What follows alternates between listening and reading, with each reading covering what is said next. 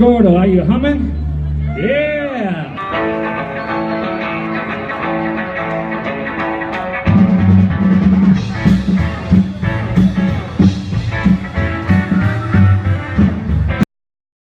Okay, I know I haven't done a video in, geez, almost 8 or 9 months, but I've still been working on the Metropolitan, just not as much. Been trying to take care of Dad's house and everything. And I went out and I'm fixing to install a electronic fuel pump in the Metropolitan. So some of the items I had to get is the electronic fuel pump, some hose clamps, wire. I got green for the negative and red for the positive. A regulator, except for 2 pounds. The pump goes from the max of the flow is 3 pounds, so 3.5 pounds. And then I got a fuel filter, and the fuel pump also comes with a fuel filter. That's what's on the right. There's an inlet fuel filter. And then I'm going to put a fuel filter between the carburetor and the fuel pump. And then you have to get a starter switch and have an inline fuse, and it's 5 amp. And then I got some of the newer micro mini fuses. So that's what I'm going to install, and I'll take pictures as I go to show you how I installed it. Till next time.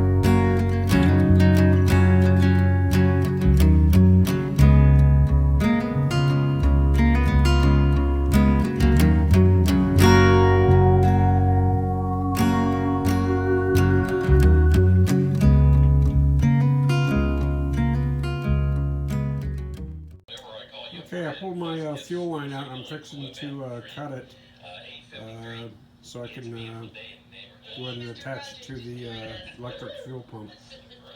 The fuel line itself is 1/4 inch, and the little nipple here is 5/16. So I've got a flaring tool, and I'm going to flare it out a little bit.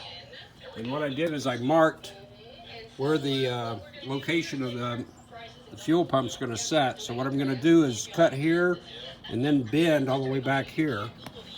And I've already cut this one. So one thing I did also is I set here, this is the angle coming out of the fuel tank. So what I have to do is I have to roll this up to come out to here. I don't want to cut it and miss that. So I'm just going to roll it up and come off with the same angle. So we'll see how it turns out. Okay, I ended up, instead of bending that line is pretty darn stiff, so it was pretty hard to bend, so I figured I'd probably be better off just going ahead and cutting the damn piece out. And then, so what I did is, on the regulator, you got a 5/16 nipple, so I flared out this to 30 thousandths, and this side is 3/8. So I flared this out to 3/8. 36 thousandths. So now my lines should fit a little bit easier. I'm going to put the 3/8 line here and 5/16 line here. So we'll see how it goes.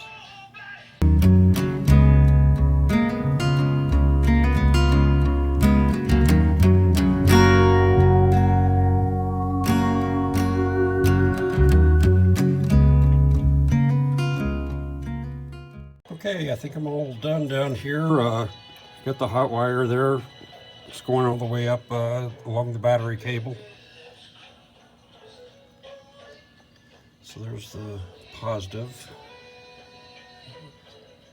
Here's how I get it hooked up here. Then I got the ground cable. I got a little hose clamp that I soldered the ground wire to, and I checked that out with an ohm meter and make sure everything is grounded. So looks like we're done here. You know, I gotta put in the switch, the starter switch, and the fuses, and the inline fuel filter up front. So It's getting there. Okay, I've ran my wire up here. I just wanted to kind of show you where I ran it. I ran it right up this battery cable. It's actually behind this terminal and comes out right here through this spiral wrap that I got on here. Unfortunately, on this spiral wrap, I started over here, so I had to unwind it all the way back to back here. And then this is an individual piece, so I have the wire traveling up through here, over to here, and then up through here to the windshield wiper. So I hit it pretty good. So I'll take a picture on the inside and show you what it's like.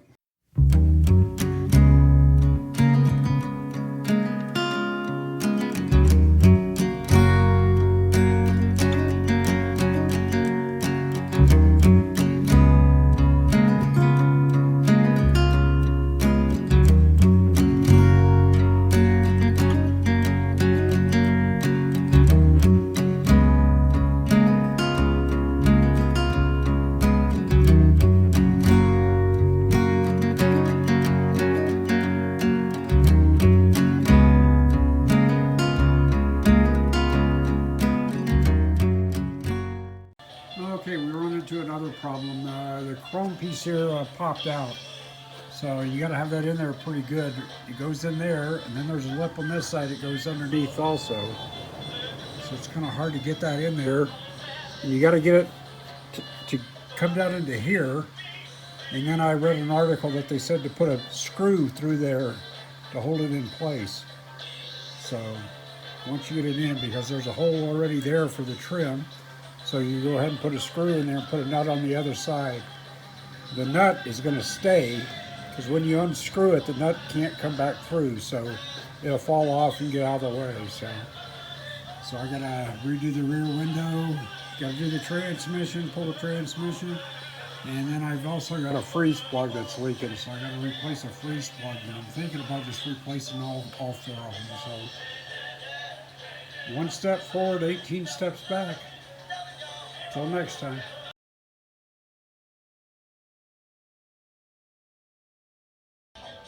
Okay, here I got a problem with the transmission. The throwout bearing is not engaging. You can see that's all the way back right there. I took the pin out of this. This slave cylinder only goes out that far, and so you can definitely tell that it should be sitting right there. So something is not right at that throwout bearing, so it's not engaging the clutch. So I'm gonna have to pull the transmission and see what the heck is going on.